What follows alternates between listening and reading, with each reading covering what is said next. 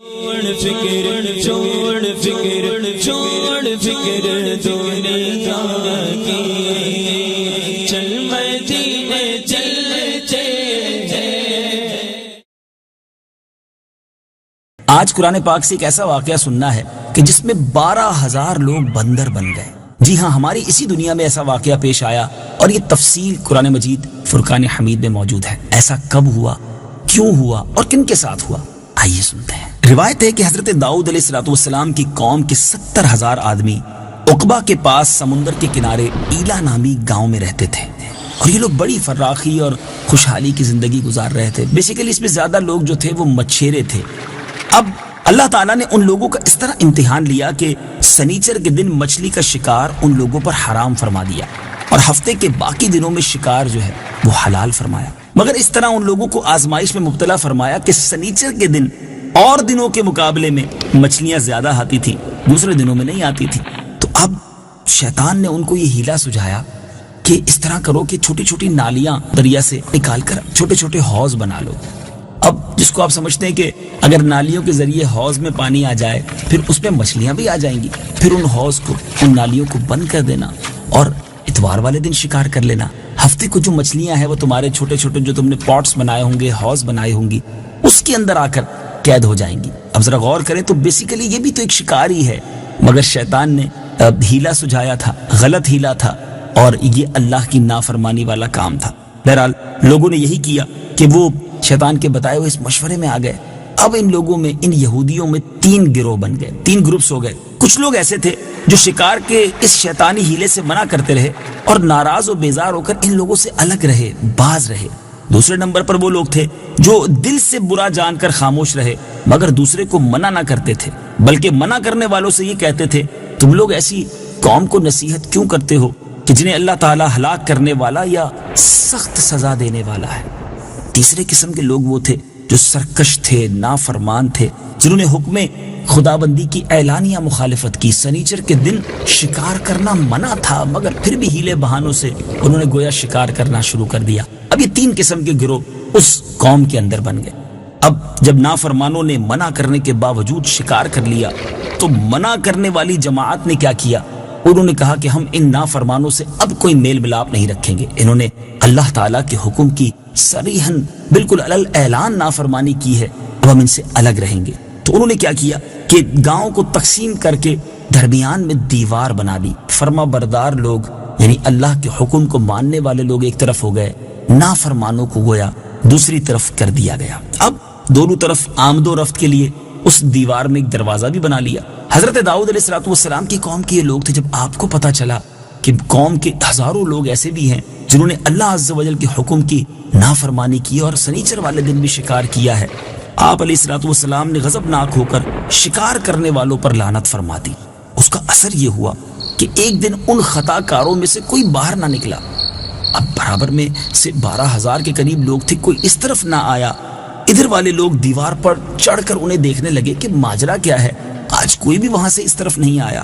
میٹھے میٹھے اسلامی بھائیوں، جب انہوں نے انہیں دیوار پر چڑھ کر دیکھا تو پتا چلا کہ وہ 12,000 کے قریب جو لوگ تھے وہ بندر بن چکے تھے، ان کے چہرے مسخ ہو چکے تھے۔ اب دروازہ کھولا گیا تو وہ مجرم جو تھے، جو بندر بن چکے تھے، وہ داخل ہوئے۔ اب اس کے بعد کوئی لباس کو سونگتا تھا، اپنے رشتہ دار کے قریب بھی آتا تھا۔ لیکن ذرا سوچئے نا، اگر کسی کی شکل ہی بدل گئی ہے تو اپنے رشتہ دار کو کوئی کیسے پہچانے گا؟ ہاں، وہ بندر پہچانتے تھے اس طرف والوں کو اور ان کے لباس کو سونگ کر روتے رہتے، لیکن انہیں نہیں پتا چلتا تھا کہ یہ کون شخص ہے، میرے خاندان کا کون سا فرد ہے۔ بہرحال میٹھے اسلامی بھائیوں، یہ 3 دن تک زندہ رہے، لیکن ان 3 دنوں میں کچھ کھا پی نہ سکے، یوں ہی بھوکے پیاسے سارے ہلاک ہو گئے۔ شکار سے منع کرنے والا گروہ ہلاکت سے سلامت میں رہا، اور صحیح قول یہ ہے کہ دل سے برا جان کر خاموش رہنے والوں کو بھی اللہ تعالیٰ نے اس عذاب سے بچا لیا۔ کیسا عجیب و غریب واقعہ ہے۔ اس واقعے کا اجمالی بیان تو سورہ بقرہ میں ہے۔ آئیے سورہ بقرہ کی پارہ 1 آیت نمبر 65 کی تلاوت بھی سنتے ہیں اور ترجمہ بھی سنتے ہیں۔ وَلَقَدْ عَلِمْتُمُ الَّذِينَ اعْتَدَوْا مِنْكُمْ فِي السَّبْتِ فَقُلْنَا لَهُمْ كُونُوا قِرَدَةً خَاسِئِينَ۔ ترجمہ: اور یقیناً تمہیں معلوم ہے وہ لوگ جنہوں نے تم میں سے ہفتے کے دن میں سرکشی کی تو ہم نے ان سے کہا کہ دھتکارے ہوئے بندر بن جاؤ۔ اور یہ واقعہ تفصیل سے سورہ اعراف میں ہے، چنانچہ پارہ 9 سورہ اعراف آیت نمبر 163 تا 166 کی تلاوت بھی سنیے اور اس کا ترجمہ بھی سنیے۔ واسألهم عن القرية التي كانت حاضرة البحر إذ يعدون في السبت إذ تأتيهم حيتانهم يوم سبتهم شرعا ويوم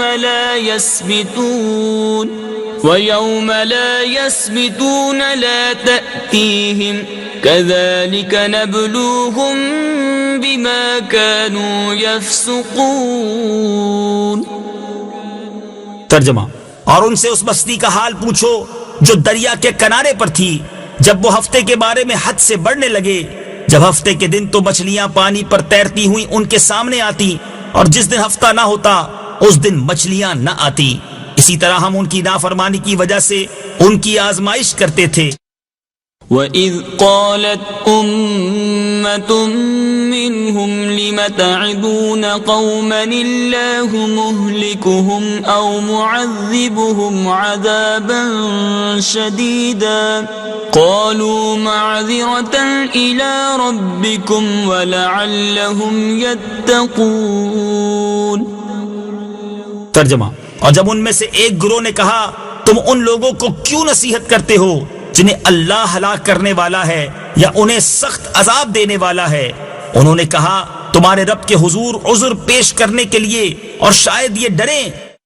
فَلَمَّا نَسُوا مَا ذُكِّرُوا بِهِ أَنجَيْنَا الَّذِينَ يَنْهَوْنَ عَنِ السُّوءِ وَأَخَذْنَا الَّذِينَ ظَلَمُوا بِعَذَابٍ بَئِيسٍ بِمَا كَانُوا يَفْسُقُونَ۔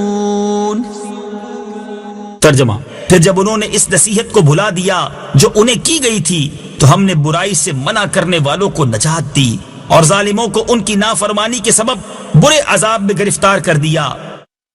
فَلَمَّا عَتَوْا عَمَّا نُهُوا عَنْهُ قُلْنَا لَهُمْ كُونُوا قِرَدَةً خَاسِئِينَ۔ ترجمہ، پھر جب انہوں نے ممانعت کے حکم سے سرکشی کی ہم نے ان سے فرمایا دھتکارے ہوئے بندر بن جاؤ۔ میٹھے میٹھے اسلامی بھائیو، اس واقعے سے سیکھنے کو کیا ملا؟ پہلے تو یہ سمجھ آتا ہے کہ وہ لوگ جو اللہ کے نبی کی نافرمانی کرتے ہیں اور اگر نبی علیہ الصلوۃ والسلام ان سے ناراض ہو جائیں تو اللہ کا غضب کیسا نازل ہوتا ہے، انسان بندر تک بن سکتا ہے۔ اب یہاں اس قوم کے اس دل دہلانے والے واقعے میں 2-3 باتیں بڑی سمجھنے والی ہیں۔ ایک تو اللہ کے نبی کی نافرمانی، دوسرا شیطان کے ہیلے بہانوں میں آ جانا۔ لوگ کہتے ہیں جناب سخت چلتا ہے، اب جیسے آج کے دور میں سود کا نام انٹرسٹ رکھ دیا گیا، پروفٹ رکھ دیا گیا، ہیلا بنا کر بہانہ بنا کر کسی چیز کو جائز کر دینا۔ جب تک علماء حق، ہمیں علماء اہل سنت ہماری رہنمائی نہ کریں، اپنے طور پہ ڈیسیشنز نہ لیا کریں کہ یہ بھی ٹھیک ہے تو وہ بھی ٹھیک ہے، نہیں، شیطان تو چاہتا یہی ہے کہ ہم شریعت کی راہ سے ہٹ کر گناہوں بھرے راستے پر آ جائیں۔ اور پھر دوسری بات پیچھے اسلامی بھائیوں ہمیں یہ سمجھ آ رہی ہے کہ جب بھی روزی کمائی جائے بالخصوص اس میں فقط رزق حلال ہی کی طرف جانا چاہیے۔ اللہ کی نافرمانی کر کے رزق جو کماتے ہیں وہ برباد ہوتے ہیں۔ اللہ مجھے اور آپ کو اپنے اور اپنے حبیب علیہ الصلوۃ والسلام کا فرما بردار بھی بنائے، فقط رزق حلال کمانے والا بنائے، رزق حرام سے ہم سب کو محفوظ فرمائے اور ہم سب کے رزق حلال میں خوب برکت عطا فرمائے، قرآن پاک کے نور سے ہم سب کے دلوں کو منور فرمائے۔ ایک قصہ ہے قرآن سے، سلسلہ اسی نیت کے ساتھ لے کر حاضر ہوتے ہیں تاکہ ہمیں معلوم ہو کہ قرآن پاک میں کیسے عجیب و غریب واقعات ہیں اور اس میں ہمارے لیے کیسے کیسے درس پوشیدہ ہے۔ اللہ تبارک و تعالیٰ سے ہم سب دعا کرتے ہیں ہم سب کو روزانہ تلاوت قرآن مجید کی توفیق عطا فرمائے۔ صلو علی الحبیب صلی اللہ تعالی علی محمد صلی اللہ علیہ وسلم۔